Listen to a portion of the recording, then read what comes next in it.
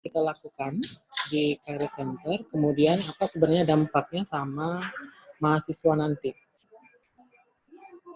Saya berharap ke depannya itu kalau nanti mau bertanya, silahkan bertanya di dalam ruangan chat. Kira-kira ini saya akan unmute dulu.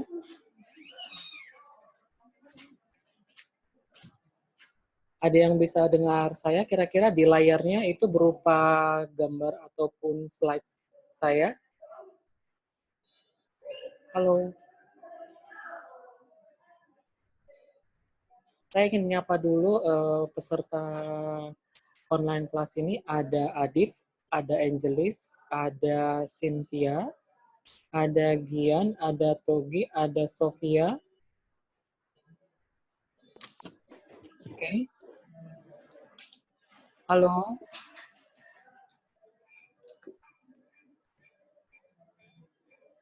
Jangan malu-malu untuk menunjukkan wajahnya.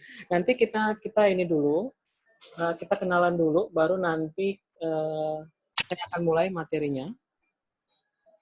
Ada Lestari, ada Jernita, ada Rumi Semorang, ada Eva, ada Elisma.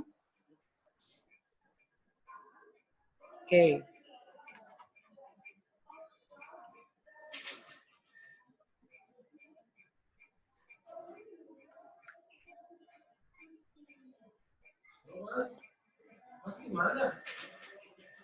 Ada yang bisa dengar saya kira-kira supaya saya bisa men-setting suara dari... Bisa, Sir.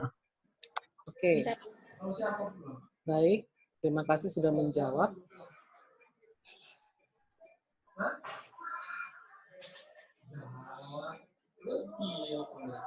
Oke.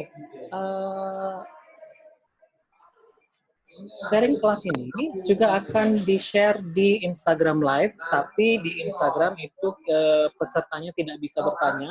Namun kalau kalian ingin bertanya secara langsung, jadi kalian yang eksklusif yang di dalam ruang lingkup Zoom ini. Oke, saya akan mulai. Perkenalkan, nama saya Pasca. Saya saat ini diberikan tugas sebagai Kepala Career Center Universitas Atapura Mensan. Saya bertugas untuk mengembangkan soft skill mahasiswa. Jadi tujuannya sebenarnya berteman atau berpartner sama BEM, sama mahasiswa untuk mengembangkan kemampuan berinteraksi dengan orang lain, kemampuan dalam memanajemen konflik dan sebagainya. Nah, saat ini saya akan melakukan kegiatan ini dengan tujuan supaya nanti pada waktu kalian akan lulus, kalian tidak terkejut. Ya, tidak terkejut dengan dunia nyata. Karena dunia akademis itu banyak tidak mengajarkan bagaimana kita untuk mempersiapkan diri pada saat di dunia praktek nanti, yaitu di dunia industri. Oke, kira-kira di sini semuanya pengen kerja kan ya? Pengen, Sir. Oke, baik. Terima kasih untuk sudah menjawab. Pengen, Sir. Nah, ketepatan di sini ada mahasiswa yang sedang magang di BUMN, magang bersertifikat. Ada Egi, ada Jian, ada Jernita. Nanti mohon ini ya, mohon sharing juga ya, bagaimana sebenarnya magang saat di BUMN. Nanti kita adakan sesi yang lain, tapi saya akan buat sesi dulu. Oke, baik. Saya akan memulai materi saya. Yang pertama, cari fakta dulu deh. Survei yang dilakukan oleh Kasih dan Suganda mengatakan 91% lulusan perguruan tinggi itu dinilai tidak dapat menghasilkan lulusan siap pakai. Ya, lulusan itu banyak terpaku kepada hard skill. Apa itu hard skill? Seperti materi perkuliahan. Contohnya saya bicara di psikologi saja dulu. Di psikologi terlalu berfokus kepada bagaimana ngetes orang. Terus bagaimana teori-teori. Jadi belum melakukan applied study dan kemudian belum melakukan applied study tersebut dalam ruang lingkup yang sebenarnya, yaitu dunia industri, dunia pekerjaan. Terbukti dari hasil survei juga dari forum CDC. CDC ini adalah Career and Development Center dari UI dan juga forum Indonesia Career Center Network. Jadi ini adalah gabungan semua pusat karir di Indonesia menyatakan bahwasanya sebenarnya success work skill itu bukan karena hard skill. Success work skill itu sebenarnya dari soft skill-nya. Jadi ada bahasa guyonan dari teman-teman HRD itu, ngapain punya IPK tinggi, IPK 3,8, tapi cara menjawab dalam pertanyaan interview itu nggak bisa. Sama sekali nggak bisa. Kemudian pinter sih, ada guyonan di perusahaan, pinter sih, tapi gitu. Itu yang selalu dipikirkan oleh perusahaan-perusahaan. Ada apa ya? Bukankah IPK itu seharusnya menjadi indikator bagaimana lulusan itu bisa berkarya ataupun bisa bekerja nantinya.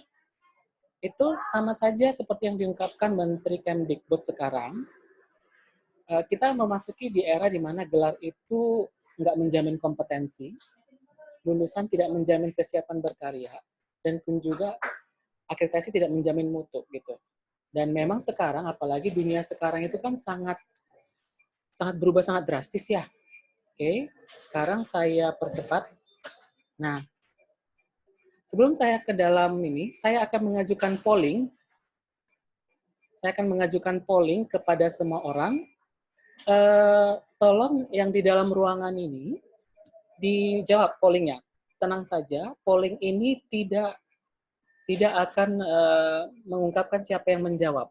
Semuanya itu 100% rahasia. Saya berikan pollingnya dulu. Satu pertanyaannya adalah tujuan setelah kuliah.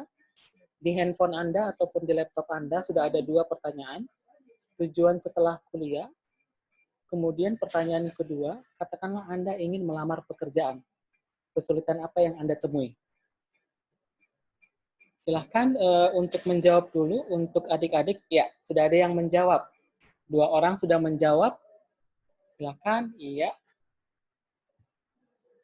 Setelah satu pertanyaan dijawab, klik next ataupun berikutnya untuk pertanyaan berikutnya, lalu nanti jawab. Oke, saya akan menunggu. Masih 50% yang menjawab.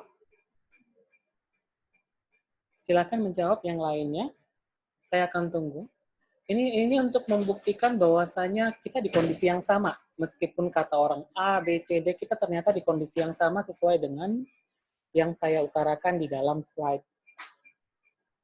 Oke. Baik.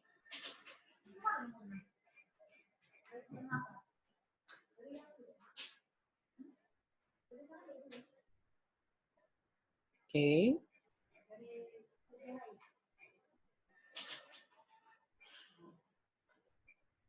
Sudah 95% yang menjawab. Oke. Baik. Nanti saya akan tampilkan hasilnya. Kita lihat dulu. Ini adalah polling ketika real time. Tapi Pusat Karir juga sudah pernah melakukan pertanyaan-pertanyaan sedemikian ini dan hasilnya adalah sedemikian rupa. Ya, hasilnya menunjukkan bahwasanya ada sedikit banyak yang memang cemas gitu ya. Tujuan kuliahnya satu, yang pasti melamar pekerjaan. Sekarang pertanyaannya, sudah tahu nggak ya di mana dia akan melamar pekerjaan? Atau yang paling parahnya, udah tahu nggak ya gambaran pekerjaannya? Oke. Saya akan end polling. Ya. Saya share result. Result mengatakan sama. Tujuan kuliah itu adalah melamar pekerjaan. Sama seperti yang ada di dalam slide yang saya sebutkan sebelumnya. Ada juga yang pengen melanjutkan pendidikan, ada juga yang pengen buka usaha. Kemudian pada saat melamar kesulitan apa, banyak yang mengatakan tidak tahu mempromosikan diri pada perusahaan. Pertanyaan saya, kalau di tahun ini surveinya mengatakan tidak tahu mempromosikan diri, apakah adik-adik sekalian sudah tahu nih di mana yang akan melamar pekerjaan? Survei tahun 2018 dan 2019 yang dilaksanakan oleh Pusat Karir, itu sebenarnya banyak adik-adik itu tidak tahu yang mau kemana aku. Ya. Ada informasi yang baru bahwasanya yang mengikuti kelas online ini tampaknya tidak tahu mempromosikan diri pada perusahaan. Oke, sekarang saya bertanya, kira-kira sudah ada yang tahu kemana dia akan bekerja nanti? Silahkan, kalau ada yang ingin menjawab. Sudah, Sir. Oke, Dian Sudah, Sir. mengatakan sudah tahu. Oke, ada lagi yang lain? Sudah, Pak. Oke, sudah tahu. Pertanyaan saya berikutnya. Sudah, Sir. Apa pekerjaan kalian nanti? Seperti apa pekerjaan? Kan dia tahu nih. Tapi seperti apa? Saya mau tahu dulu. Kira-kira berandai-andai, saya nanti akan bekerja sebagai ini, gitu. Silakan. Kalau saya, Sir, mungkin pinginnya jadi asisten tanaman di perkebunan, kemudian yang kedua bisa sales marketing. Oke, Dian mengatakan bahwasanya dia pengen jadi asisten tanaman dan juga marketing. Oke, yang lain? Saya akan menjadi staff di Bank BCA. Oke, Egi mengatakan dia akan menjadi staf di Bank BCA. Ada lagi yang lain? Ini tampaknya anak ekonomi dan pertanian yang menjawab. Yang lain kira-kira ada nggak ya? Ada pendidikan, kalau nggak salah ada yang daftar nih. Kalau saya, Sir, sebagai seorang guru, karena karena jurusan saya yaitu di bidang keguruan di bidang jurusan Bahasa Indonesia, atau saya berkuliah di FKIP No Mention Center, Sir. Dan jadi karena jurusan ya. Nah, oke, Angelis. Ada lagi yang mau dibilang? Itu saja? Oke, baik. Baik. Itu adalah pendapat dari teman-temannya tadi yang ada yang mengatakan saya ingin menjadi staf di BCA, saya ingin menjadi seorang asisten tanaman, dan kemudian saya ingin menjadi sales marketing. Oke, pertanyaannya sekarang, di dunia yang sudah serba sangat berubah, apakah memang ini akan menjadi pekerjaan kalian? Sales marketing sudah bisa memanfaatkan social media marketing. Apakah kalian sudah memiliki kemampuan itu? Sebagai seorang asisten tanaman, mungkin untuk 5 tahun ke depan sudah mulai berubah. Sudah mulai ada drone untuk melakukan pengawasan. Ya, memang mungkin aplikasinya dalam waktu dekat belum bisa cepat. Tapi semuanya itu akan berubah. Oke. Guru, pertanyaan saya, apakah karena memang jurusan kamu menjadi guru? Atau bagaimana? Ya, saya bukan mau menakut-nakuti, tapi saya mau mengatakan ini adalah dunia nyata saat ini. Oke, saya akan lanjutkan. Oke. Nah, apa yang seharusnya kalian miliki selama 4 tahun berkuliah, itu harusnya, kalau kalian lihat di dalam slide saya, ketika kalian menjadi seorang mahasiswa baru, ini nih yang harusnya kalian miliki. Menjadi seorang yang memang mampu mengenal dirinya, passion-nya apa, kemudian kamu kuliah di sini karena apa, dan tujuannya apa, gitu. Mampu mengetahui kelebihan dan kekurangan kamu. Waktu kamu di tahun kedua dan ketiga, harusnya kamu itu sudah menjalin relasi banyak. Networking, jaringan bangun. Makanya saya bertanya nih, kira-kira kita di sini sudah tergabung dengan organisasi nggak ya, gitu. Karena organisasi banyak menjelaskan atau banyak mengajarkan kita bagaimana berinteraksi dengan orang lain. Bagaimana menghadapi atasan yang katakanlah otoriter. Bagaimana menghadapi ada atasan yang tanda petik, yang penting saya mau ini gitu. Nggak mau tahu kamu caranya gimana gitu. Yang penting saya dapat hasilnya. Bagaimana menghadapi teman kerja nantinya yang ya kita tahu sendiri dia hanya bisa A, tapi permintaan daripada instruksi kerja itu harus bisa B, C, D, dan E, dan sebagainya. Dan di tahun keempat, ketiga, dan keempat, harusnya ini kita bicara ideal, kalian menjadi seorang mahasiswa yang memang ya tinggal go. Kalau bisa perusahaannya sudah tahu nih, mau kemana yang mau dituju. Oke? Tadi seperti Egy, dia bilang di BCA. Ada apa dengan BCA? Oke? BCA, ini saya buka aja ya. Kenapa lebih prefer mereka menerima teman-teman yang bisa berbahasa Mandarin? Ya karena memang bisnis mereka, prosesnya itu banyak melibatkan teman-teman ataupun banyak melibatkan para pebisnis Tionghoa dan Mandarin di luar negeri. Dan itu memang sudah menjadi rahasia umum gitu. Nggak usah BCA. Banyak perusahaan di Medan ini secara tersirat meminta kalian itu untuk mampu berbahasa Mandarin. Tuh. Nah, kan Nomensen sudah pernah tuh buat kurikulum tambahan bahasa Mandarin. Semoga satu semester yang diajarkan itu bermanfaat ya. Paling tidak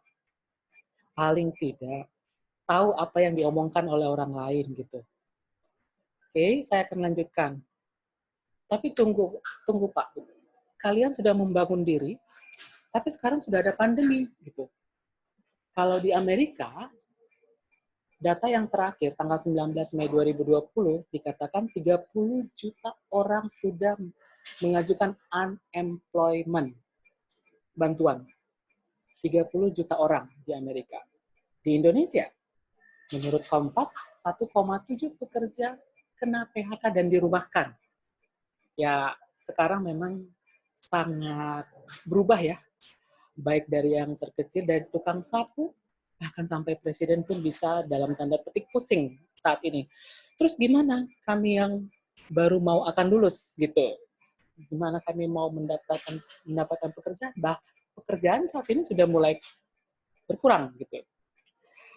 Sama seperti halnya pusat karir pun semua sekarang lagi pusing nih.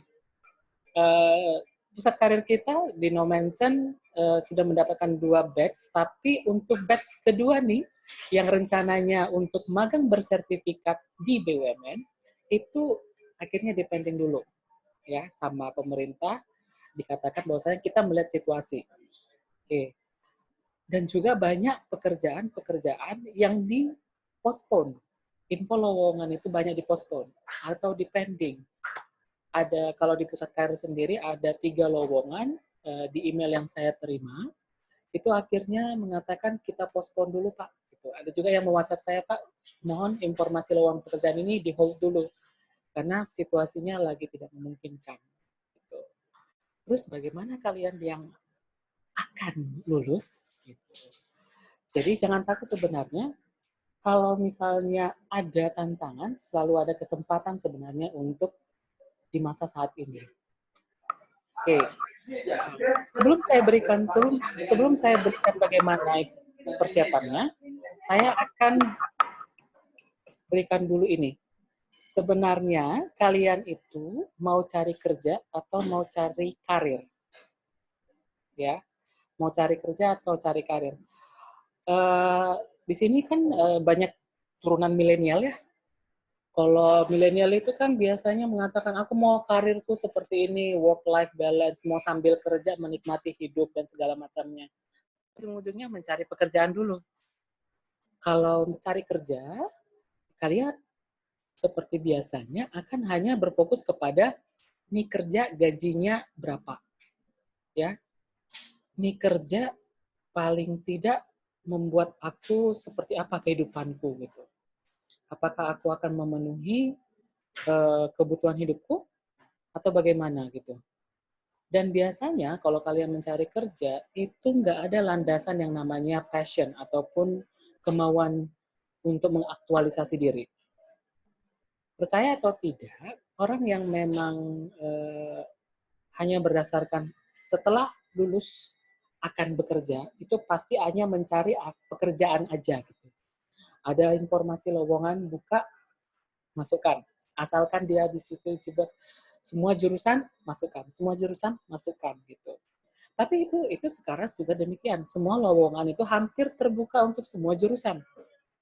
Saya buka itu adalah hampir semua bank itu membuat program yang namanya MT, Management Training, ataupun ODP, Officer Development Program.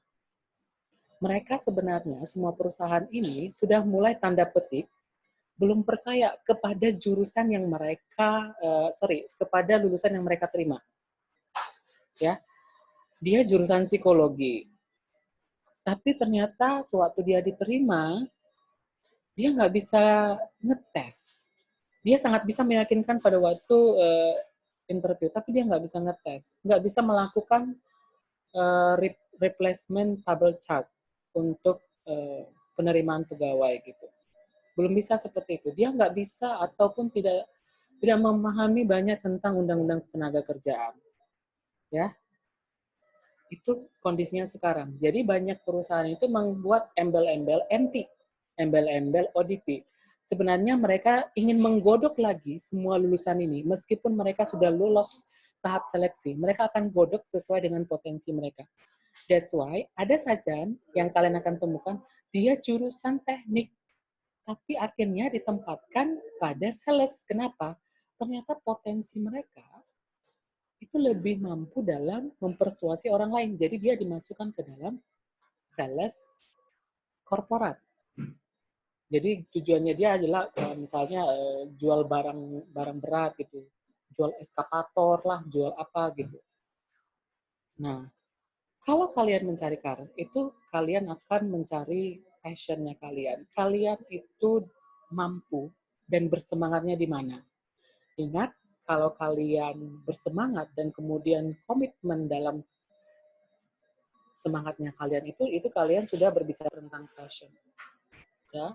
Tapi saya di sini mau menghimbau, kalau kalian baru lulus, semoga kalian realistis dulu ya. Realistis dulu dalam arti boleh melamar pekerjaan apapun, tapi yang masih sedikit banyak berhubungan dengan jurusan kalian. Ya, sedikit banyak berhubungan dengan jurusan kalian. Saya kasih contoh. Di sini ada banyak akuntansi manajemen.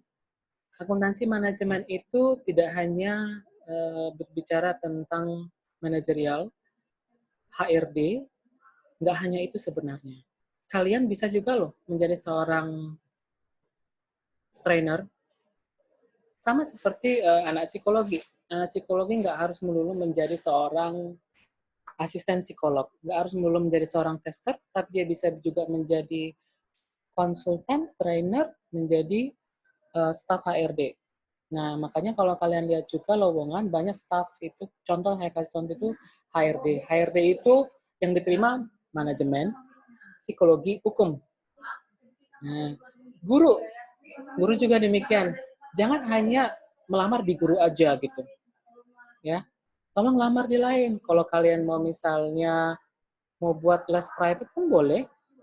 Boleh saja. Kemudian kalau kalian juga bekerja sama dengan orang lain di balik layar membuat kurikulum, harusnya bisa. Ya. Kalian bisa melakukan itu. Jadi banyak sekali sebenarnya pekerjaan yang memang beririsan dengan pekerjaan lain, tidak melihat karena jurusan. Oke, saya akan lanjutkan. Nah, terus gimana dengan yang pekerjaan? Dulu kita itu kalau dibilang jurusan ekonomi ya paling tidak karir kita menteri keuangan lah ya, begitu. Kalau kita jurusannya seni budaya ya jadi sastrawan lah ya, selesai gitu ya kan. Karena dulunya seperti itu, kita dicecoki. Dulu kita disuruh jadi dokter gitu. Ya hanya dokter aja yang terpikiran kita gitu. Padahal dokter sekarang pun sudah bisa bekerja secara remote, nggak harus bekerja secara di dalam institusi yaitu rumah sakit. Ya, harusnya saat ini di dunia yang sangat serba cepat online ini, karir kalian itu bisa ke hal-hal yang ada di dalam slide saya. Saya buat di sini ada Patreon. Patreon itu adalah website di mana kalian bisa menjadi seorang pemateri, bisa menjadi seorang konsultan, bisa menjadi seorang freelance untuk menawarkan jasa tanda petik pendidikan. Misalnya di sini ada sekian, ahli dalam bidang apa, dia buat sebuah tutorial apa, dia jual tanda petik ke Patreon. Fiverr juga demikian. Fiverr itu adalah web portal di mana kalian bisa menjadi seorang freelance. Freelance dalam menjual, kalau kalian di sini ada yang senang membuat logo, silahkan. Itu juga bisa. Oke. Guru itu juga sama seperti Patreon. Kalian menjadi konsultan, guru.com ya, ini bukan guru.com dari Indonesia, ini guru.com dari luar. Kalian bisa menjadi seorang konsultan, kalian bisa membangun profil portofolio kalian di situ, dan kalian menjadi sosok yang memang dicari-cari dalam keahlian kalian. Kalau di sini ada yang FKIP, kenapa nggak buat semacam buku panduan untuk memahami bahasa, misalnya ya, kalau dia pendidikan bahasa Indonesia. Kalau dia matematika, kenapa nggak membuat semacam modul yang dalam tanda petik nanti akan dijual dalam bentuk video, kemudian itu akan di-subscribe atau di langganan gitu. Jadi jangan berpikir bahwasanya menjadi selebgram, YouTuber saja yang di-subscribe ya. Menjadi seorang pemateri juga di-subscribe loh. Adprop Hal juga demikian.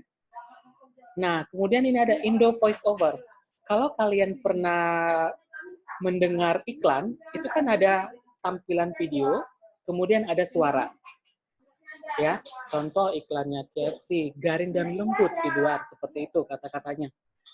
Yang membuat suara itu juga bergabung di Indo Voice Over.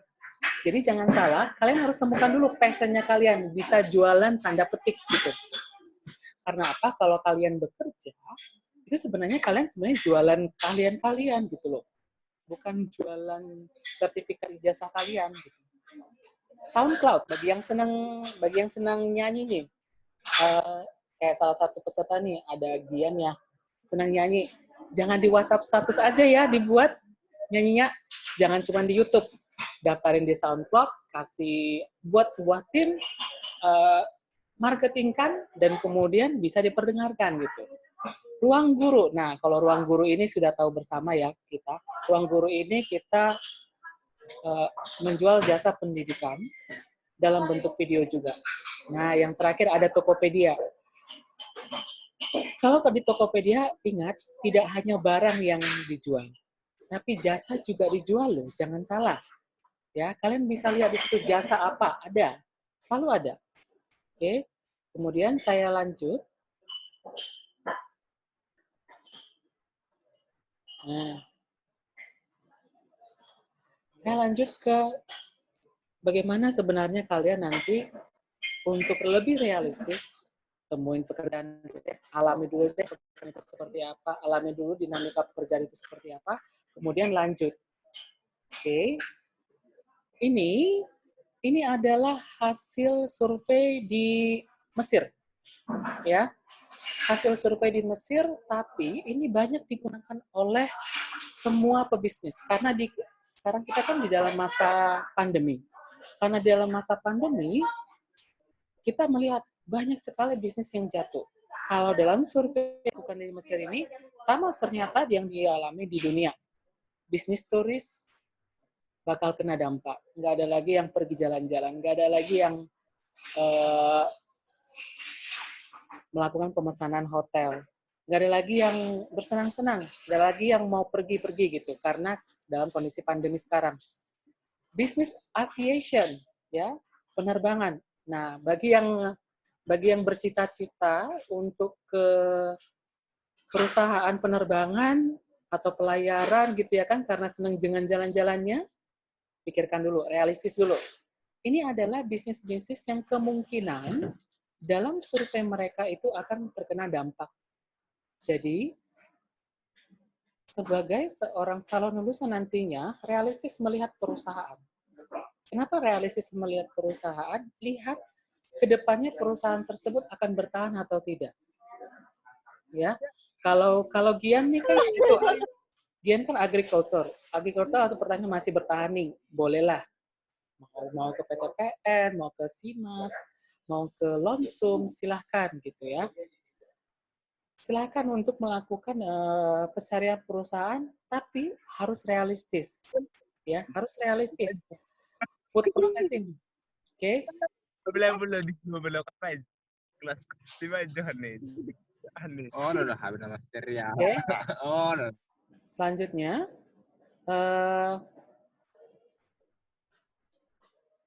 oke, saya akan lanjutkan. Nah, yang kedua, Anda mendaftar pada semua job portal yang valid. Ada upgrade.id. Upgrade.id ini adalah nama lain, dulunya itu namanya SCC UGM. Ada Forum Human Capital Indonesia, ini Forum Human Capital dari BUMN. Semua informasi lowongan pekerjaan yang memang valid, yang memang terpercaya ada di situ. Instagramnya ada juga. Silakan nanti melakukan pengecekan juga. Oke. Nah, selanjutnya itu ada konsultan PPM Management. Kalian boleh lihat di websitenya konsultan PPM Management. Dia biasanya bekerja sama juga dengan baik itu BUMN maupun BUMS. Ya. ITB Career Center. ITB Career Center juga demikian. ITB Career Center di situ juga ada lowongan-lowongan kalian bisa daftar. Setahu saya itu gratis ya. CDC UI, Career Development Center UI. Nah, kalau kita di Career Center Nomensen juga bekerja sama dengan banyak perusahaan. Nah, jadi tolong kalau misalnya tiba-tiba di story-nya itu ada yang urgent needed, silahkan ya melihat kekasan kalian dan persyaratannya. Sama seperti lowongan yang terakhir dari Dharma Henwa, itu perusahaan pertambangan, itu akan buka di Sidikalang. Boleh dilihat nanti di Instagramnya sendiri. Oke. Nah, kalau kalian mendaftar, tolong buat listnya gitu. Tolong bahwasanya buat kalian kalian buat list, saya mendaftar di website ini, melamar pekerjaan ini gitu. Tujuannya apa? Supaya kalian tidak kalang kabut melihat, oh ternyata aku sudah melamar posisi ini. Tolong segera buat semua catatan dimanapun kalian melamar. Kalau dalam pengalaman saya ya, itu 40 saya lamar, baru 2 yang dipanggil. Ya, tapi mereka biasanya akan menyimpan data kita. Baru 2 bulan kemudian, 3 bulan kemudian, meskipun lowongannya sudah tutup, kita seperti sudah nggak ada harapan, kadang mereka panggil. Salah satu lulusan alumni saya, psikologi, itu bekerja di PT ABC Fulbright. Jadi dia itu mendaftar di bulan Maret. Jadi bulan April nggak ada pemanggilan, akhirnya di bulan Juni dipanggil gitu. Bukannya apa-apa, kalau mereka tidak membuat listnya, maka ketika ditelepon, tolong dong datang untuk interview bla bla bla bla bla. Berarti nggak siap nih, nggak ada catatan nih kalau asal jatuhin lamaran. Oke, tolong nanti kalau kalian setelah selesai ini, tolong daftar. Nah, kemudian ada LinkedIn. Banyak yang mengatakan bahwasanya LinkedIn sosial media juga. Tidak. LinkedIn itu adalah sosial media khusus profesional. Saya sendiri sudah banyak mendapatkan tawaran dari LinkedIn. Dia akan memberikan tawaran beberapa pilihan pekerjaan yang memang sesuai dengan keahlian saya. Ya. Dan di LinkedIn kalian bisa meminta rekomendasi dari orang-orang praktisi gitu. Dan yang terakhir itu ada The National Virtual Career Fair. Itu adalah LinkedIn versi Indonesia yang sudah digebrak oleh Kementerian Pendidikan dan Budaya. Kalian boleh daftar di situ. Dalam waktu dekat ini akan ada banyak lowongan pekerjaan di situ dan itu valid. Ya, dan itu valid. Oke. Baik. Itu adalah menemukan pekerjaan. Selanjutnya, resume. Nah, resume ini kayak kurikulum vitae ataupun apa sih yang sebenarnya yang menjadi indikator kalian bisa diterima. Kalau kalian membuat resume, tolong singkat, padat, dan jelas. Itu inti sebenarnya. Tapi, ada beberapa hal yang perlu saya utarakan di sini. Yang pertama, ketika kalian membuat informasi tentang diri kalian, identitas kalian, pada umumnya mereka cuma butuh nama, email, dan kemudian nomor telepon kalian. Sudah cukup. Karena sekarang sudah mulai eranya udah berubah. Karena itu juga bisa menjadi alat untuk berkomunikasi dengan kalian. Mohon jangan emailnya nanti ketika mau melamar pekerjaan, jangan emailnya lucu-lucuan ya, kayak misalnya sakurathebright@yahoo.com gitu. Mohon jangan buat seperti itu. Buat nama kalian gitu. Ya, nomor kalian please tetap dengan konsisten nomornya seperti itu. Jangan berubah-ubah, jangan karena ada paket data yang lebih murah, nomornya berubah dan segala macamnya. Kalau nanti kalian dipanggil, ya kesempatan kalian akan hilang kalau misalnya berubah handphonenya gitu ya. Kemudian tuliskan formal dan non-formal education. Formal mungkin kalian sebagai anak kuliah.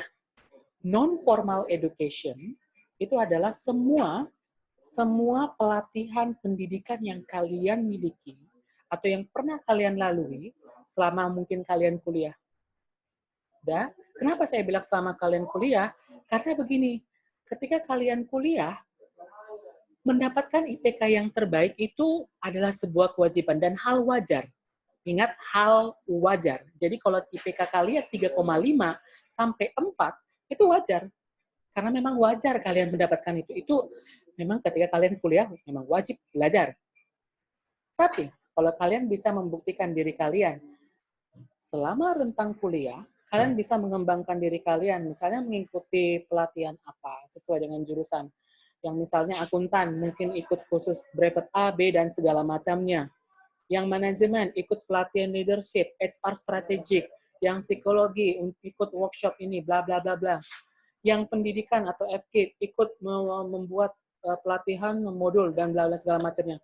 Tuliskan itu. Termasuk hari ini, kalau kalian bisa nanti membuat resume, termasuk hari ini adalah non-formal education kalian. Oke? Kemudian tuliskan organisasi kalian, dan kemudian achievement certificate kalian. Ingat, achievement ini sebenarnya tidak harus juara 1, juara 2, dan segala macamnya. Kalian menjadi kandidat misalnya untuk jurnal sesuatu, itu juga sudah achievement ataupun prestasi. Dan yang terakhir, yang mungkin membedakan kalian dengan yang lain itu adalah project. Kenapa saya bilang project? Menjadi seorang mahasiswa lulusan sarjana itu sebenarnya kalian itu dituntut kompetensinya, bukan cari kerjaan lagi loh. Kompetensi lulusan sarjana itu seharusnya adalah menciptakan pekerjaan. Jadi kalau kalian ada project misalnya bersama dengan dosen, bersama dengan teman-teman, baik itu projectnya dalam bentuk pengabdian kepada masyarakat, silahkan dituliskan itu. Karena itu menjadi catatan prestasi kalian juga. Lalu, tuliskan semua pengalaman yang berhubungan, functional resume. Jangan kalian buat misalnya, kalian pelatihan memasak nih. Pelatihan memasak, jurusannya psikologi, kalian masukkan. Enggak. Itu nilai tambah ketika nanti wawancara saja. Jangan dimasukkan ke dalam CV. Udah? Kemudian hierarkikal. Hierarkikal itu artinya adalah kalian buat semua pengalaman kalian itu dimulai dari yang terbaru. Misalnya tahun 2020 nih, apa yang sudah kalian alami, kemudian mundur ke 2019, kemudian mundur ke 2018. Oke? Dan yang terakhir, kalau kalian bisa meyakinkan recommendation letter. Recommendation letter itu seperti ini. Ketika kalian magang, bagi yang magang bersertifikat BUMN, enak nih. Kalian mendapatkan surat rekomendasi dari supervisor kalian. Ya, supervisor kalian. Karena akan lebih baik orang lain yang mengakui kompetensi kalian daripada kalian mengakui kompetensi kalian. Kalau misalnya kalian menemukan atau bisa mendapatkan surat rekomendasi dari orang lain atau perusahaan lain yang telah mengakui kalian, itu menjadi nilai lebih dari kalian. Ya, itu menjadi nilai lebih karena ada pengakuan orang lain. Jarang ada pengakuan orang lain.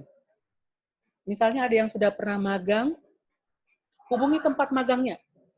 Minta tolong kepada tempat magang untuk mengeluarkan semacam surat rekomendasi. Surat rekomendasi itu bisa berupa identitas, pekerjaan yang kalian lakukan selama magang, dan tanggapan dari perusahaan tersebut. Ya, kalian harus memiliki surat rekomendasi.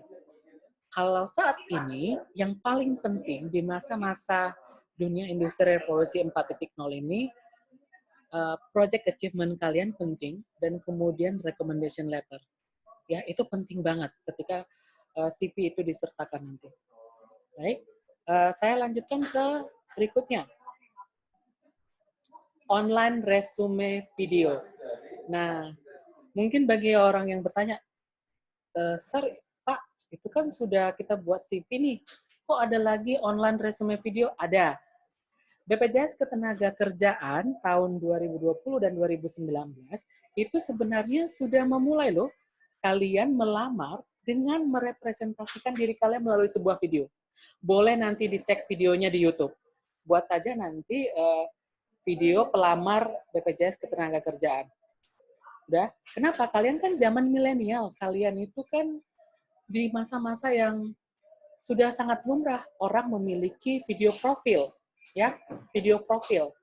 Sudah sangat lumrah dalam tanda petik menjual diri kalian dalam bentuk video. Nggak hanya sebuah kertas lagi, nggak hanya melalui sebuah email lagi, ya.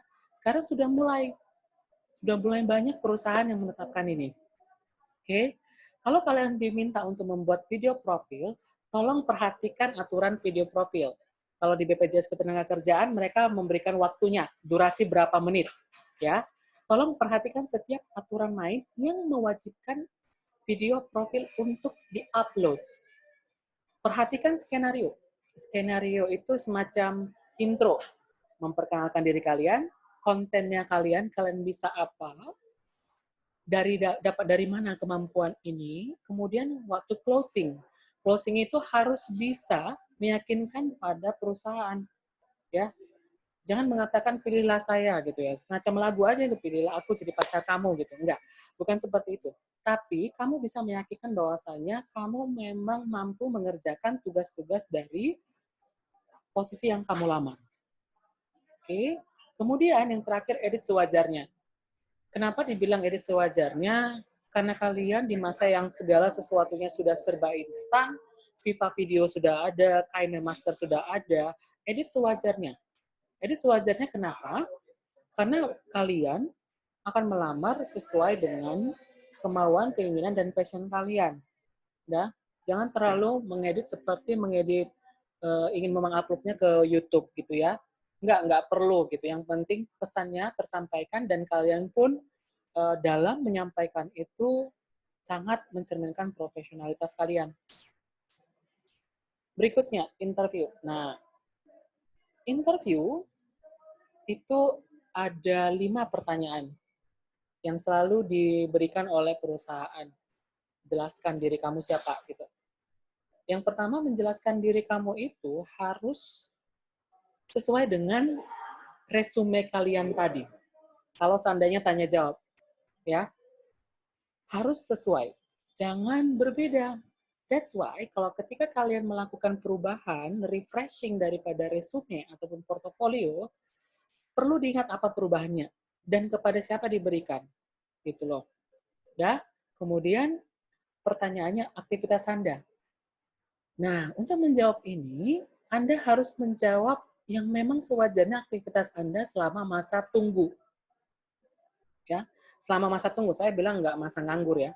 Selama masa tunggu. Apa yang Anda lakukan? Kalau dibilang, apa aktivitas Anda selama masa tunggu? Kalau Anda menjawab mengatakan, ya ginilah Pak, melamar-lamar pekerjaannya, tetot gitu ya. Anda langsung di blacklist. Berarti Anda tidak memiliki usaha apapun selain melamar pekerjaan. Ngikuti pelatihan apa kek? Ya. Pak, saya kan sudah lulus kuliah, kok masih mengikuti pelatihan-pelatihan? Hey, ingat, kompetensi yang diinginkan oleh perusahaan sekarang itu bukan kompetensi analistika berpikir, enggak. Seorang akademisi mungkin ya. Tapi kompetensi continuous improvement dan continuous learning. Sekarang masa pandemi, banyak pelatihan gratis dan online. Kenapa nggak diikuti? Takut pakai data. Masa sih pakai data takutnya gitu ya? Jangan itu jadikan gitu. Jadi selalu ada aktivitas yang bisa kalian lakukan. Apakah itu membantu orang tua dalam arti tanda petik ya, membantu dalam menghasilkan keuangan atau membantu keuangan keluarga, membuat sebuah bisnis ya. Jadi mulailah, jangan nanti ketika setelah wisuda kalian aktivitasnya bengong. Oke, mulai dari sekarang.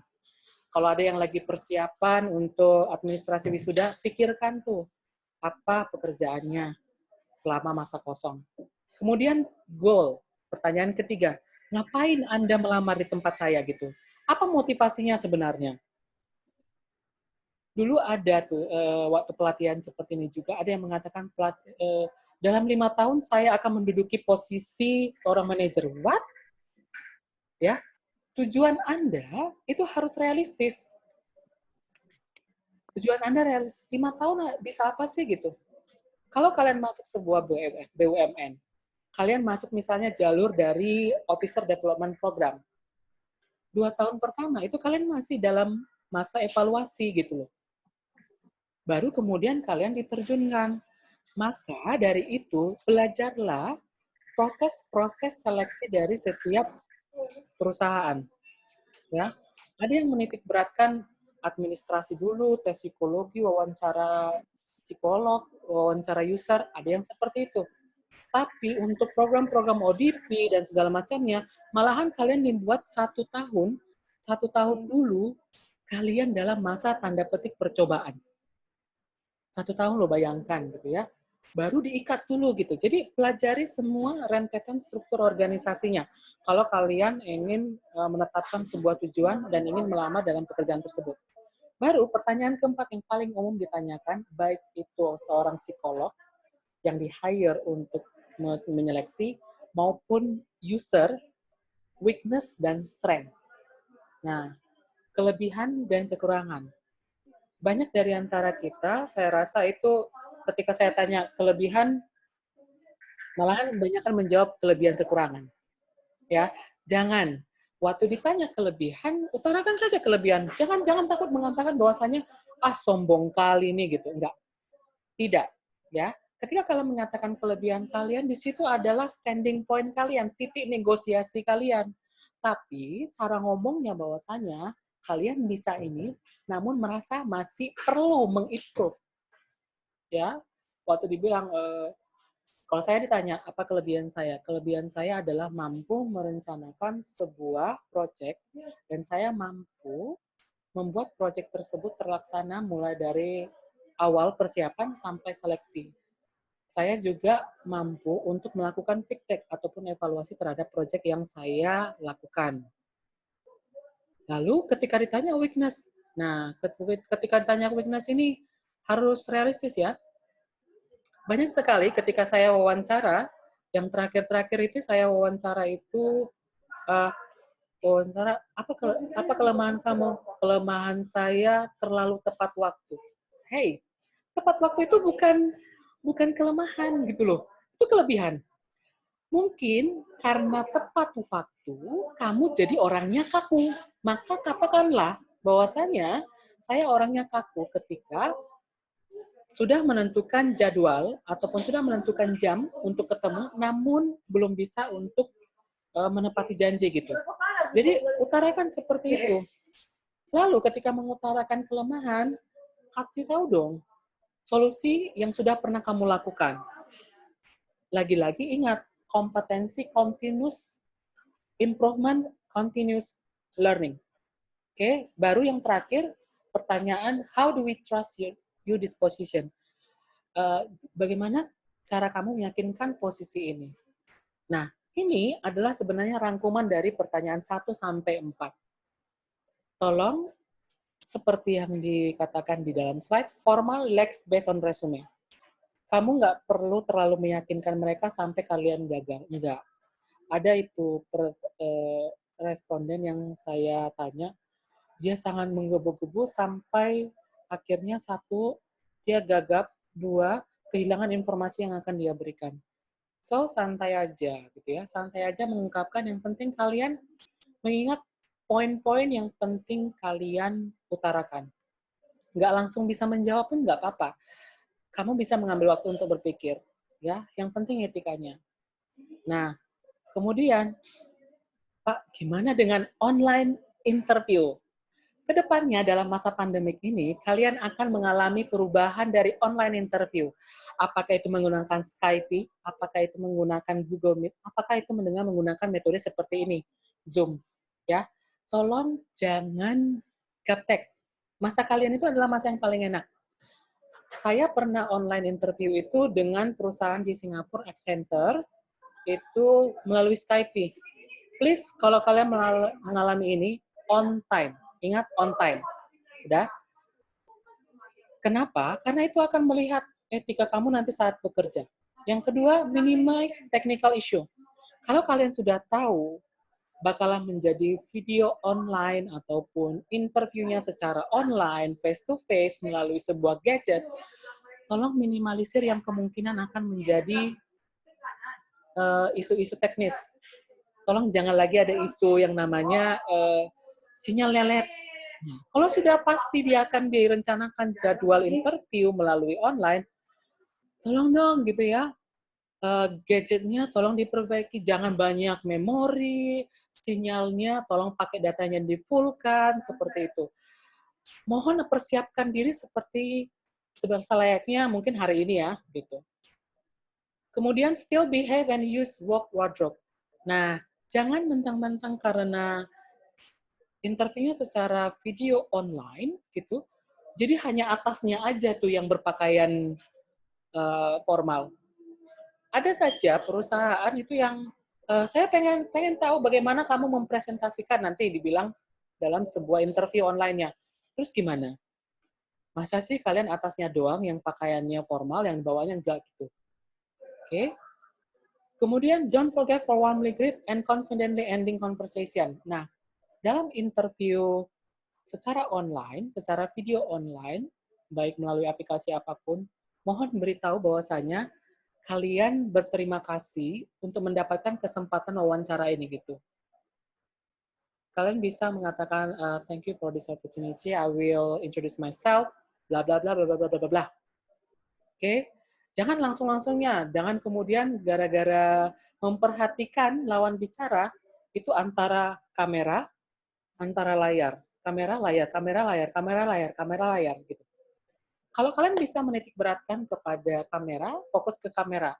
Sesekali boleh ke layar. Karena gini ya, kalau saya melihat kamera, itu akan fokus kepada hasil layar yang akan melihat kepada kalian. Kalau saya lihat ke layar, kalian akan melihat saya seakan-akan menunduk ke bawah, padahal melihat layar. Tolong kondisikan antara kamera dan juga antara layar, gitu ya. Kalian itu harusnya bicara ke kamera karena itu sebenarnya titik fokus daripada lawan bicara kita. Oke, saya lanjut. Ini dia. Ada tipsnya beberapa. Tolong hati-hati dengan penipuan. Ya, sudahlah masa pandemi, ada lagi lowongan penipuan. Nah, saya akan tunjukkan bagaimana sebenarnya bentuk penipuan yang terjadi di masa ya yang sekarang-sekarang inilah ya. Banyak sekali memang yang dalam tanda petik pengen nipu gitu. Lowongannya asal-asal abal-abal gitu ya. Lowongannya terkadang mencatut nama besar perusahaan gitu. Dia bilang dari ini, rupanya ujung-ujungnya gimana? Sebentar, saya akan tunjukkan. Oke.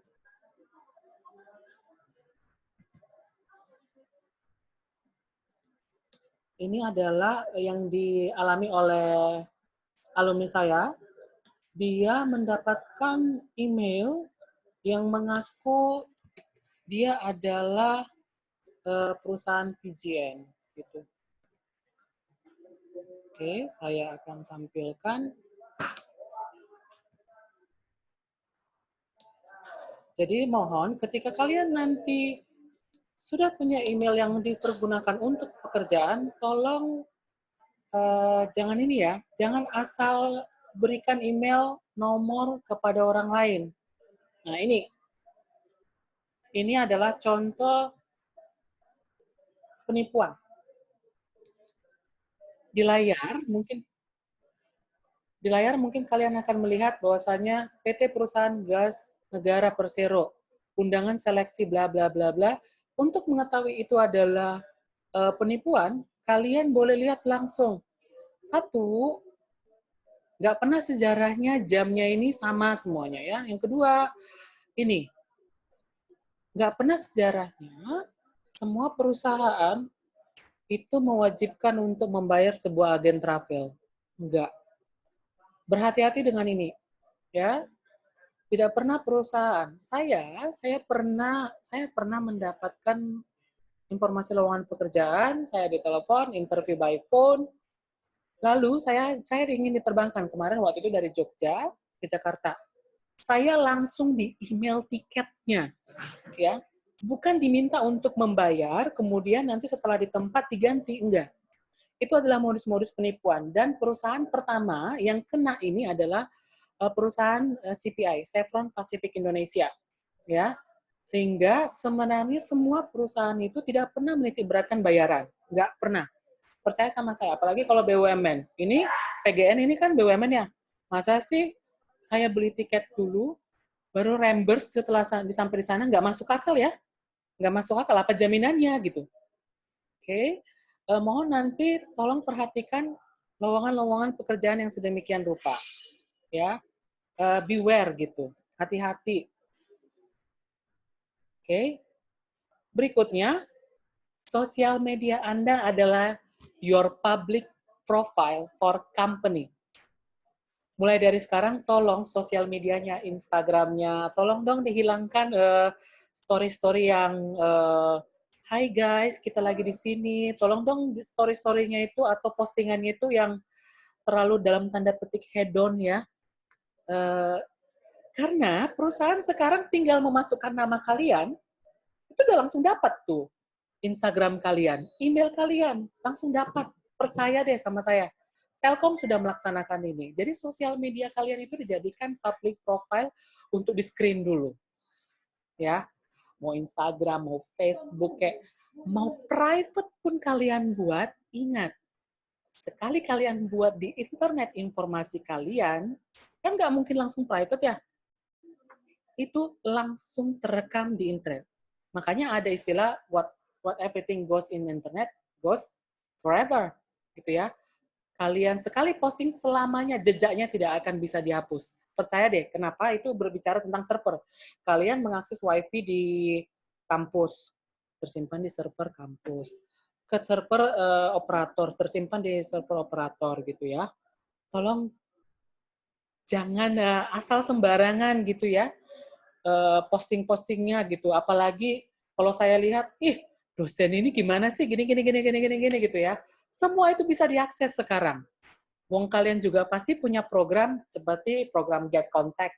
Kalian bisa tahu nama kalian itu, nomor handphone kalian itu dibuat kasih nama apa.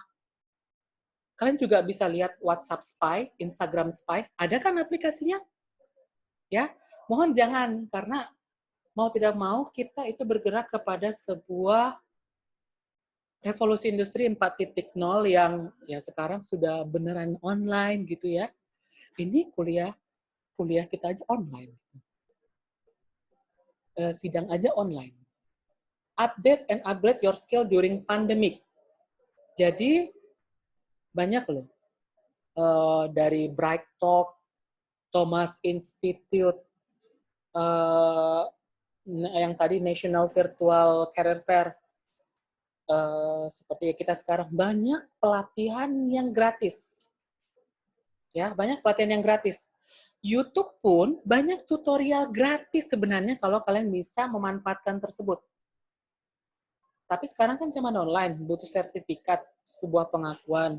Nah, pilihlah konsultan-konsultan kayak di sini ada PLPT, ada psikologi, mungkin ada nanti pelatihan, kemudian yang lain, ada pelatihan dari VIP Consulting, ada pelatihan dari BUMN Kemnaker, ada, banyak sekali. Cari aja di internet, banyak. Itu akan menambah resume kalian. Semakin kalian dinilai berkompeten atau semakin kalian bisa dinilai memiliki mampu mengerjakan sesuatu, maka kalian itu akan dalam tanda petik kalian akan dijadikan standing point ataupun dijadikan prioritas. Oke? Yang terakhir, cek availability for kartu prakerja. Bagi yang udah lulus nih nantinya, tolong daftarlah kartu prakerja ya. Kartu prakerja di masa Pak Jokowi sebenarnya dibilang itu adalah untuk kalian yang memang belum memiliki kesibukan pekerjaan. Ya, jangan terkecoh dengan kartu prakerja itu untuk yang pandemik. Enggak. Prioritasnya bagi mereka yang sudah PHK. Ya, prioritasnya seperti itu. Tapi gelombangnya banyak loh, panjang. Sampai berapa gelombang ya? Saya lupa, 30 gelombang gitu. Apa keuntungan kartu prakerja ini? Keuntungannya kalian mendapatkan benefit sebesar 3.555.000. Banyak ya. 1 juta kalian, kalau misalnya kalian sudah dapat kartu prakerja ini, 1 juta kalian bisa manfaatkan untuk pelatihan secara online di mitra kerjasama dari Kemnaker. 600.000 setiap bulan selama 4 bulan, kalian itu akan mendapatkan insentif. Itu semacam biaya untuk kalian untuk melamar pekerjaan lah, ya. Entah biaya kertas kek, entah itu biaya internet kek, dan segala macamnya. Selama 4 bulan.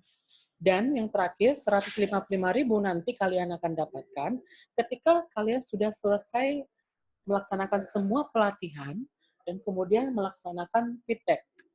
Jadi setelah setiap kali kalian pelatihan, kalian berikan feedback. Misalnya ada 3 pelatihan kalian ambil yang sesuai dengan 1 juta tersebut, kemudian kalian sudah feedback, kalian akan mendapatkan insentif sebesar 155.000 tersebut. Oke? Saya rasa itu saja dulu yang bisa saya share. Kalau ingin bertanya, silakan. Ada yang ingin bertanya? Boleh di-unmute ya. Boleh di-unmute. Silakan dari adik-adik mahasiswa, ada yang ingin bertanya? Silakan unmute, kemudian reaction, angkat tangan gitu misalnya.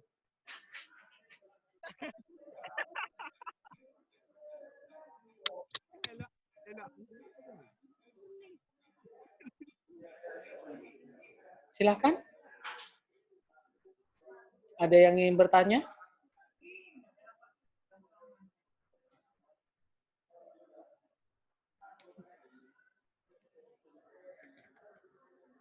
Nggak ada? Yakin nih, tidak ada yang ingin bertanya? Ada di ruang chat. Oke. Saya baca. Pak, kalau perfeksionis itu termasuk kelemahan atau kelebihan?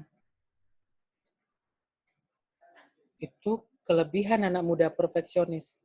Dampak dari perfeksionis itu bisa positif, bisa negatif. Kamu mau cerita perfeksionis dalam hal apa?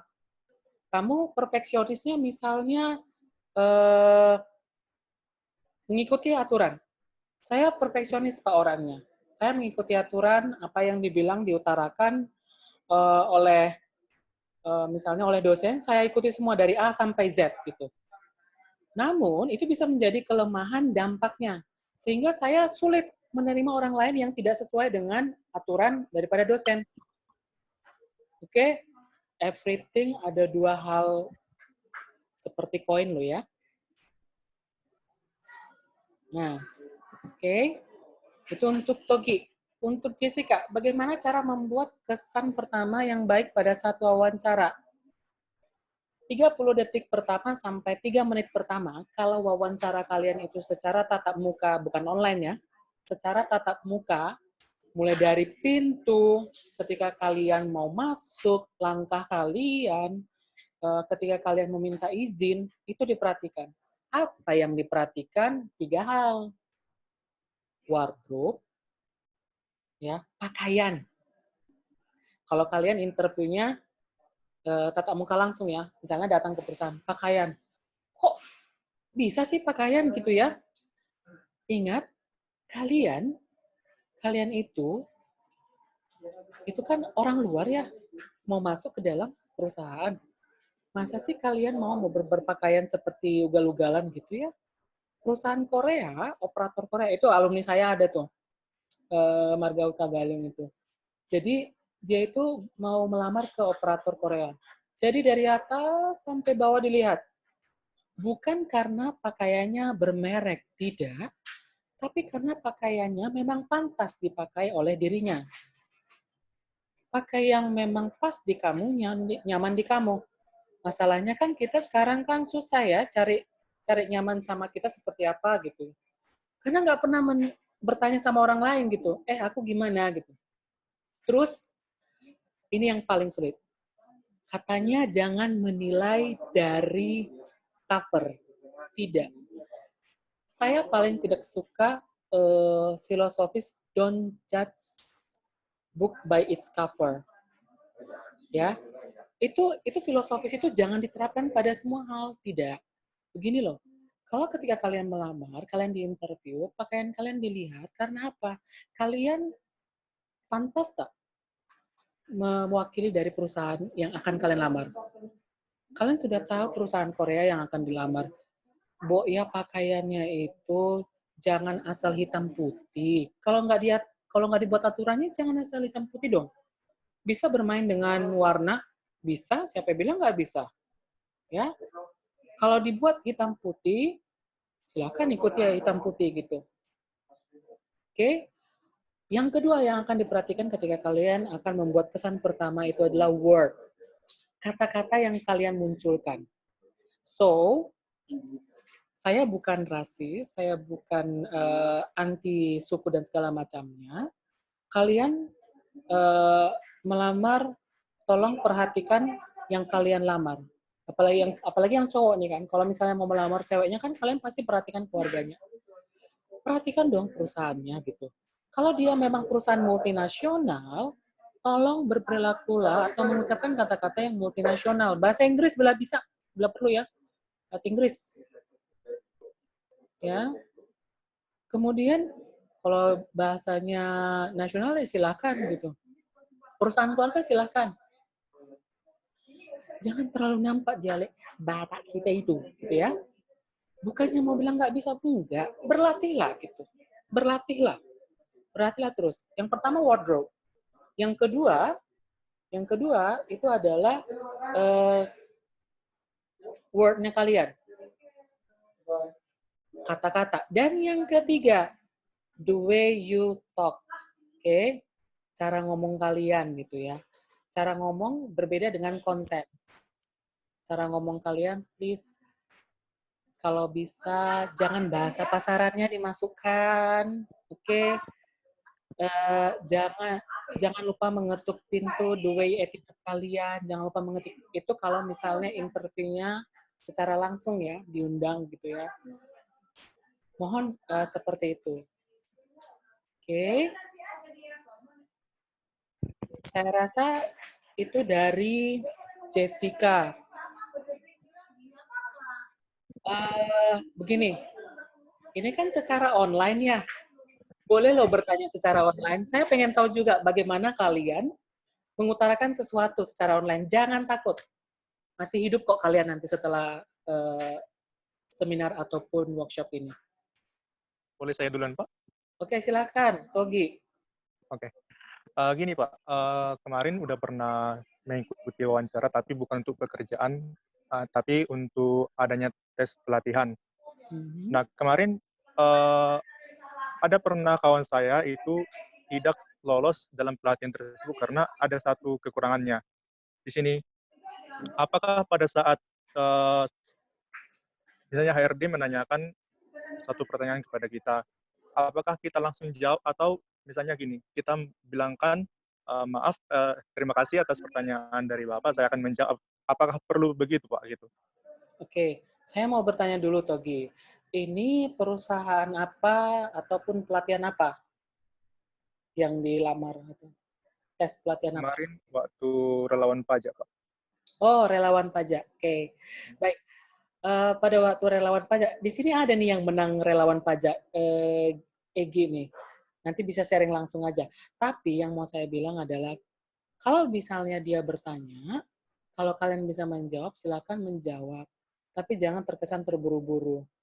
Ya, nampak kok. Kalian kalau misalnya ngomong di depan cermin, itu langsung nampak kok. Nafasnya kalian menjawab secara terburu-buru, tidak ada persiapan gitu. Apakah boleh mengatakan terima kasih Pak atas pertanyaannya? Boleh. Boleh sekali.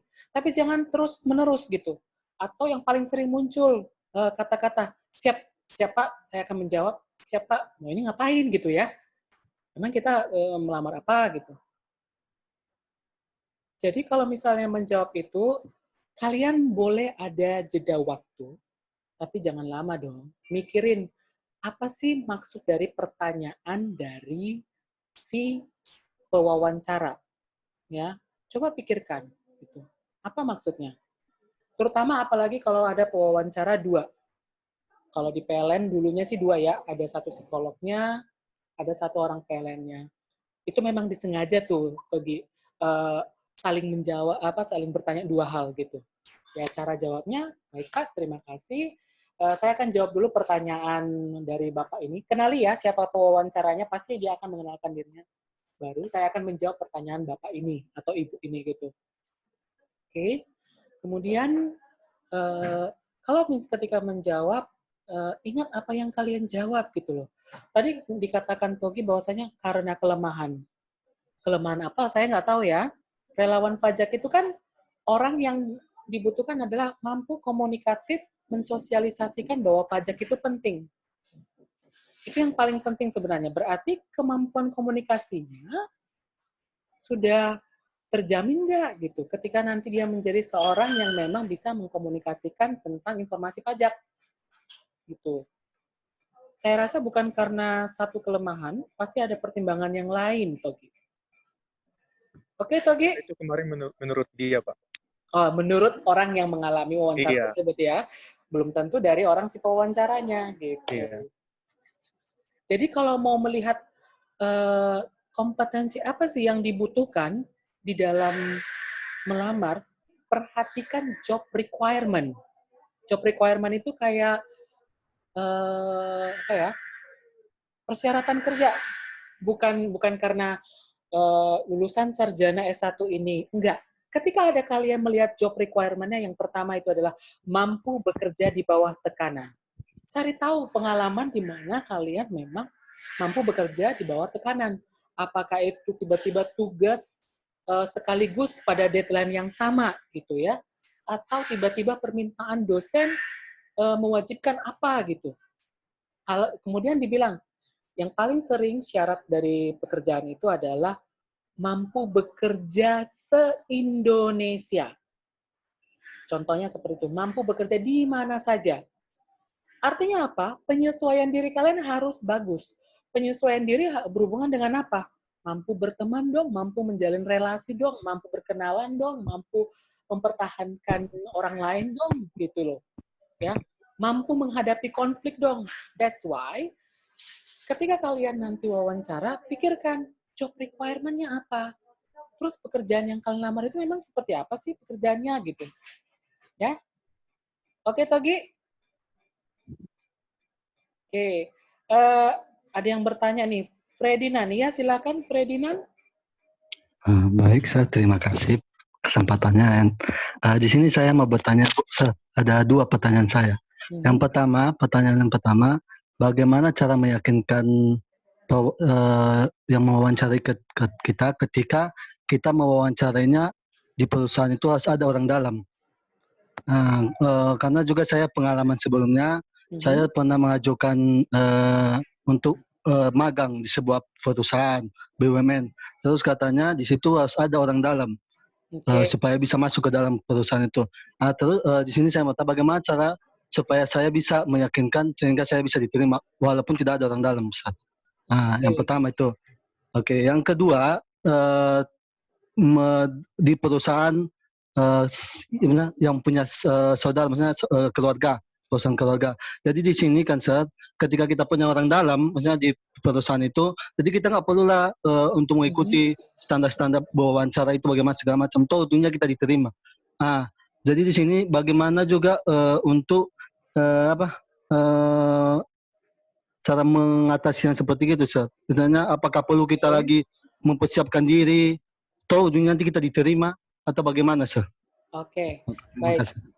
Ini sebenarnya muaranya kepada satu ya. Gimana sih menghadapi wawancara yang dalam tanda petik ada orang dalam gitu ya. Oke, itu sebenarnya seperti itu ya. Pertanyaan Ferdinand itu yang pertama adalah, saya pernah diwawancarai untuk magang, tapi katanya siapa orang dalam kamu gitu. Nah, untuk BUMN, magang yang seperti itu kan adalah magang yang dalam tanda petik tidak magang, sebenarnya magang ya. Karena kebanyakan magang di BUMN yang 1 bulanan itu cuma sebatas administrasi aja. Oke, sebatas administrasi aja. Jadi, saya tidak menutup kemungkinan dalam tanda petik ada nepotisme. Ya, paling minimal nepotisme lulusan. Ya, jadi tolong kalau misalnya ada abang kakaknya gitu yang sudah lulus dapat pekerjaan, pertahankan relasi itu. Ya, kenapa? Sederhana saja. Saya hanya bisa bekerja dengan orang yang mampu memahami saya, dan yang biasanya itu adalah tanda petik nepotisme 1 lulusan. Ya, 1 lulusan perguruan tinggi kah atau apa segala macam. Saya tidak bisa mengatakan bahwasanya cara ini adalah cara yang jelek dan segala macamnya, tidak. Karena begini, salah satu perusahaan, saya tidak sebutkan nama perusahaannya, mereka mewajibkan paling tidak 50% itu adalah dari lulusan universitas tertentu. Saya nggak sebutkan. Jadi, ya memang itulah budayanya di sana gitu. Bagaimana kamu meyakinkan, Ferdinand? Kamu hanya bisa meyakinkan dari portofolio kamu, proyek yang kamu sudah pernah tangani, dan kemudian apa saja impact atau dampaknya. Hanya itu yang bisa kamu buat sebagai titik poin meyakinkan mereka. Contoh, mereka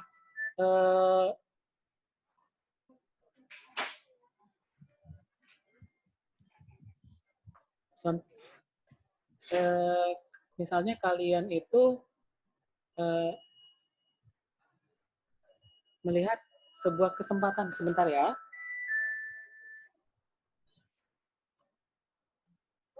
Sebentar ya, ada lagi ini, Mak. Ya, baik, Ustaz. Oke.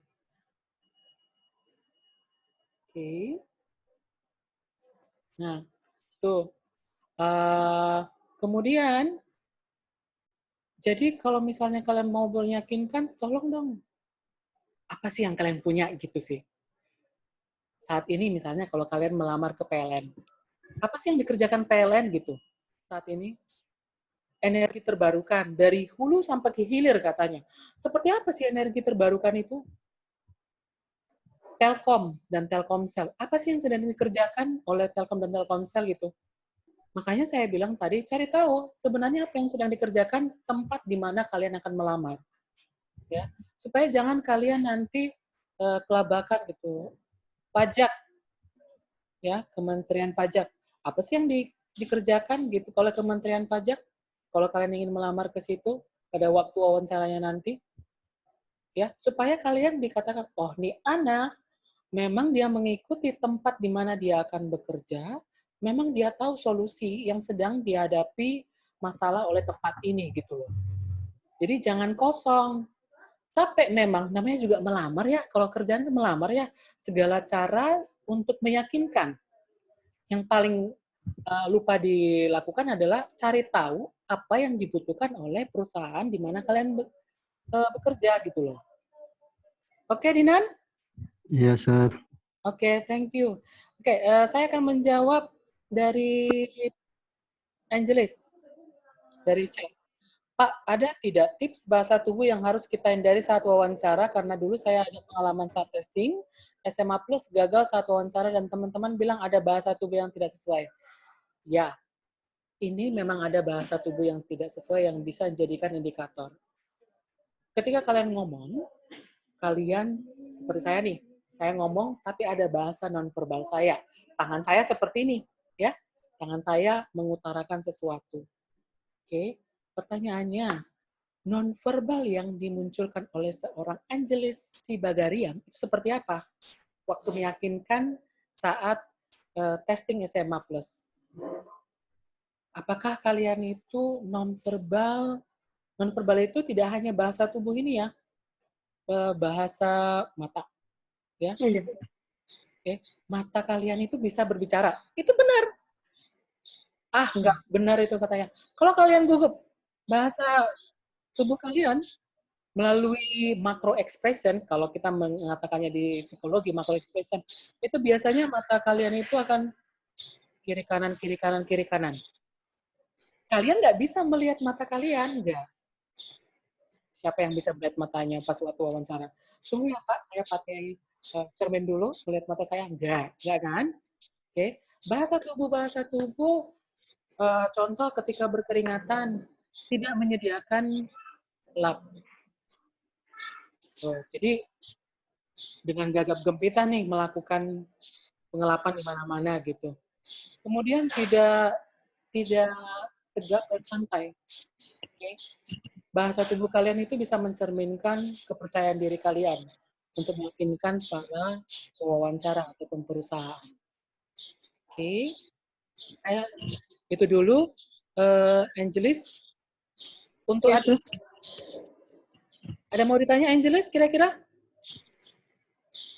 Saya mau bertanya gini kan, jadi pengalaman saya itu dulu kemarin, jadi ada senior yang bilang, bahasa tubuh kamu contohnya yang melipat tangan gitu kan di atas meja, itu menandakan kamu kalau kamu itu nggak siap atau ketakutan. Jadi saya kan baru pertama kali gitu mengetahui kalau bahasa tubuh waktu diwawancara itu nggak boleh kayak gini, harusnya kalau apa slow aja gitu.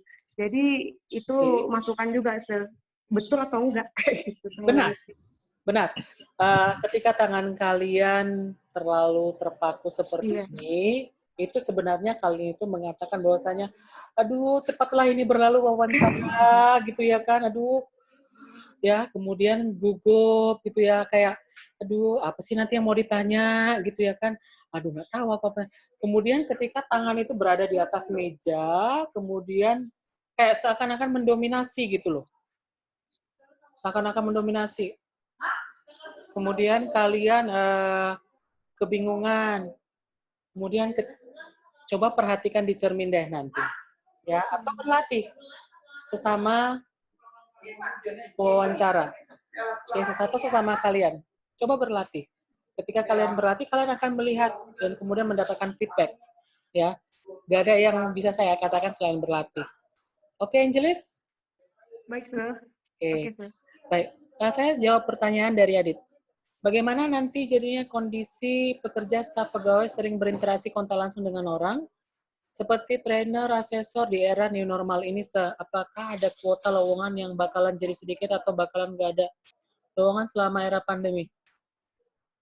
Percaya atau tidak, lowongan sekarang dari bekerja secara real world sekarang berpindah menjadi virtual world, ya, untuk Adit. So,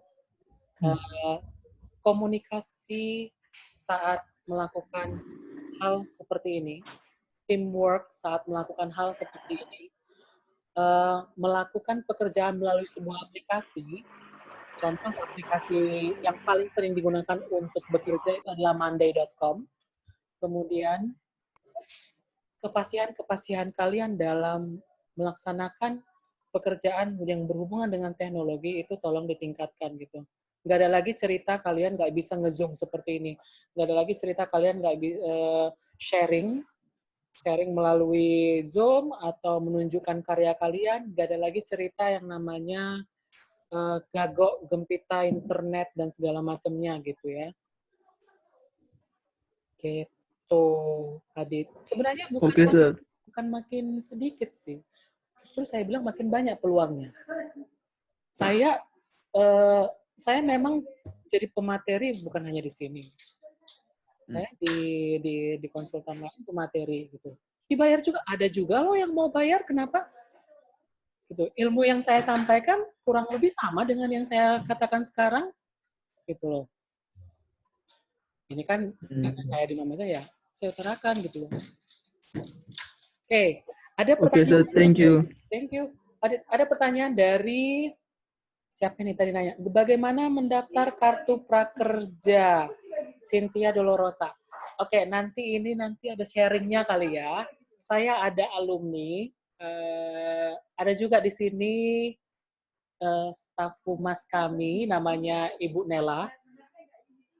Jadi mereka udah berhasil nih kartu prakerja. Gimana caranya? Sebenarnya sih terus mendaftar saja. Nanti ada seleksinya. Apa yang kalian jawab itu bisa menentukan. Saya tidak tahu algoritma dari Kemnaker untuk menentukan siapa yang berhak.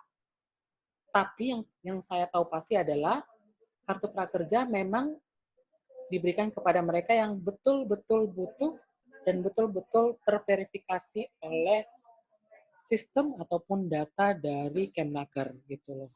Ada yang bilang karena dia belum punya NPWP atau dia tidak konsisten membayar BPJS ketenagakerjaannya. Ada banyak sekali di luar sana. Tapi yang mau saya katakan adalah terus saja selama gelombangnya dibuka, terus akses prakerja.go.id itu, terus akses. Setahu saya ada sekitar berapa puluh gelombang dan itu dibuka setiap hari Senin jam 8 sampai hari Kamis jam 1 siang. Karena seperti itulah sistemnya supaya maintain-nya bagus. 30 gelombang, Pak. Ya? 30 gelombang. Ya, 30 gelombang, benar sekali. Jadi terus saja mendaftar. Ya, Pak. Masuk ya besok? Biasa. Saya ajarin Google Meet-nya. Oke, besok ya. Aku baru Google apa yang ada, BC, ya. Oke, Pak. Mau seminar. Oke. Ada pertanyaan lagi?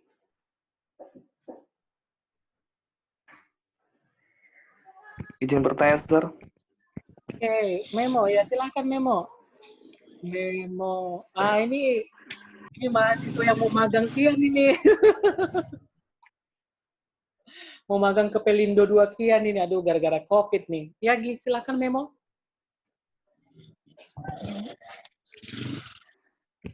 Iya, izin bertanya, Sir. Sebelumnya terima kasih atas jelasannya, Sir, mengenai kelas preparation ini untuk kami yang mamat.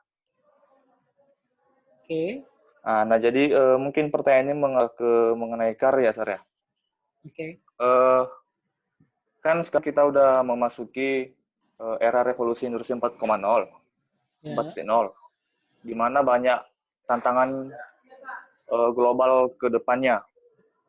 Nah, mungkin kita juga masing-masing yang akan mau tamat, ada beberapa karir goal yang akan kita pilih, mungkin menjadi akademisi, yaitu lanjut S2, atau juga ada yang memilih menjadi karyawan biasa, atau bahkan ada juga yang menjadi entrepreneur. Nah, pertanyaan saya, Sir, untuk menjawab tantangan global ke depan ini, Sir, menurut Sir, apa yang harus kami pilih? Dari ketiga ini dulu, Sir. Apakah menjadi akademisi atau karyawan biasa, atau bahkan menjadi entrepreneur? Terima kasih, Sir. Oke. Terima kasih, Memo. Jadi, kalau untuk mengetahui karir goal-nya kalian, memang banyak cara ya. Tapi yang paling penting sebenarnya, Memo, siapa diri seorang Memo? Know yourself dulu, Memo. Tidak bisa saya bilang mengatakan karena global, maka diwajibkan semua menjadi seorang entrepreneur. Tidak. Enggak. Menjadi seorang pekerja dulu, baru mengumpulkan modal, baru menjadi seorang entrepreneur, itu lebih realistis. Ya, jadi kalau kalian memasuki seminar-seminar kewirausahaan yang mengatakan coba aja dulu deh, nanti sudah harus ada planning. Kalau kamu memang orangnya tipe yang belum bisa ngambil resiko ya Memo, ya sudah. Jadi bekerja dulu deh gitu. Sambil cari tahu bisnis yang memang berpotensi gitu. Yang bisa kalian lakukan baik itu secara bersamaan ataupun nanti saat kamu akan dalam tanda petik pensiun dini, ya. Karena milenial ini suka dengan kata-kata pensiun dini. Pensiun di usia 40, pengen menikmati hidup, dan kemudian berleha-leha, gitu ya. Belum tentu kamu bisa menghasilkan passive income selain pekerjaan yang utama, gitu. Jadi kenali diri dulu kamu, Memo. Cara mengenali diri gampang sebenarnya. Kamu maunya apa, kamu seperti apa sifatnya. Ya, kamu bisa bertanya kepada orang yang terdekat kamu, Memo. Menurut kamu saya orangnya seperti apa, gitu. Memang mengambil resiko nggak? Wajar nggak jadi seorang entrepreneur? Kalau nggak bisa mengambil resiko yang bisa bertahan dalam kegagalan, bangkit lagi, saya rasa bukan menjadi seorang entrepreneur. Meskipun seminar-seminar kewirausahaan itu mengatakan ini, itu, enggak. Ya, know yourself dulu. Kalau kamu orang tipenya yang bisa bekerja, memang orangnya kantoran, ya kantoran aja dulu. Sambil nanti menemukan passion-nya kamu. Ingat, passion itu adalah yang membuat kamu bersemangat dan tetap komitmen dengan semangat tersebut. Kamu bersemangat, contohnya nih, para YouTuber itu sebenarnya yang menemukan passion loh. Mereka sangat bersemangat dalam membuat video, ya, membuat video, kemudian konsisten gitu, enggak udahlah nantilah gitu, nantilah kalau melakukan ini gitu, nantilah bisa kok ini. Mereka sampai punya timeline atau jadwal. Minggu ini update tentang apa, minggu depan update tentang apa, kemudian pekerjaannya apa gitu. Jadi know yourself dulu, Memo. Pertanyaannya, apakah kamu sudah mengetahui diri kamu, Memo? Sudah. Yakin? Oke, sekarang saya mau bertanya. Coba jelaskan diri kamu. Ayo, coba Memo. Gak apa-apa, ini sharing-sharingnya di antara yang dalam ruangan virtual ini saja. Oke, mungkin terima kasih Sir, penjelasan sebelumnya. Mungkin mengenai yang pertanyaan saya ini tadi Sir, mungkin saya punya career goal juga. Jika nantinya saya sudah selesai menamatkan perkuliahan di Mensen, nanti kalau saya sudah selesai, saya memang lebih memilih untuk menjadi karyawan biasa dulu. Mengapa saya pilih ini? Memang untuk plan kedua saya akan juga melanjutkan studi saya ke S2. Tetapi itu adalah plan kedua karena saya dulu akan mengumpulkan yang mungkin untuk modal kuliah saya untuk lanjut ke S2. Kira-kira begitu, Sir. Kalaupun ada nanti peluang juga untuk buka usaha, untuk menjadi entrepreneur, saya juga akan melakukan itu, Sir. Kira-kira begitu, Sir. Oke. Berarti tujuan sebenarnya apa, Memo? Jadi akademisi atau jadi pembuka usaha? Menentukan prioritas tujuan itu paling penting. Contoh ya, saya berikan contoh. Kenapa saya pengen menjadi seorang psikolog? Keluarga saya mengatakan, ayolah jadi dokter lah, supaya ada dari keluarga dokter. Dan saya semenjak SMA itu pengen banget jadi seorang psikolog. Saya bahkan sampai dibilang sama keluarga saya, nggak akan kerja itu psikolog itu, entah apapun yang mau dikerjakannya itu. Oke, masuk saya bilang saya pengen jadi psikolog, artinya S2. Kenapa? Tujuan saya paling penting adalah menentukan nasib orang. Agak ngeri ya dengarnya, menentukan nasib orang. Nah, ternyata benar.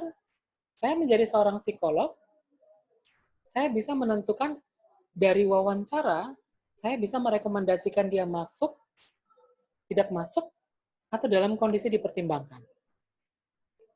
Harus sampai sejelas itu memang. Kalau kamu memang mau menjadi seorang akademisi yang seperti apa gitu. Ya, prioritas utamanya apa? Akademisi atau entrepreneur? Jangan nyambi-nyambi.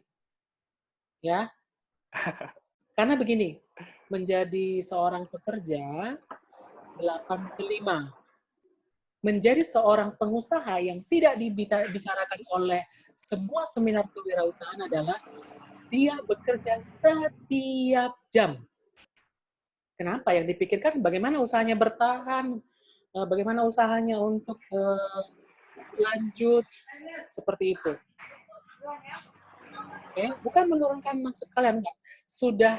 Sudah sanggupkah kalian untuk bangun pagi langsung mengatakan aku mau mengerjakan A, B, C, D, E tanpa ada instruksi orang lain? Gitu. Gimana, Mimo?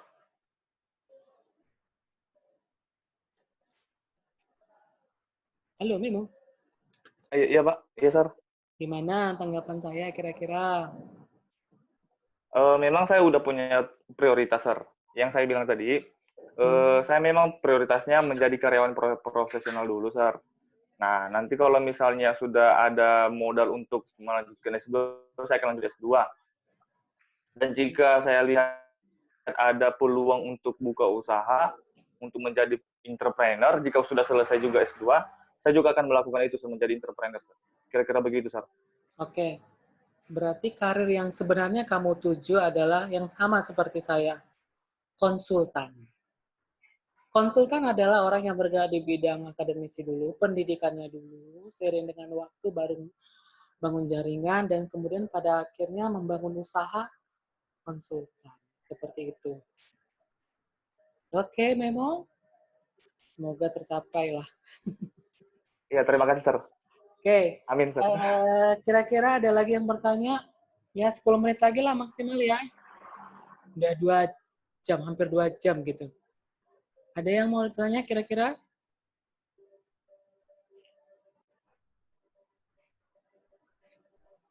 Silakan.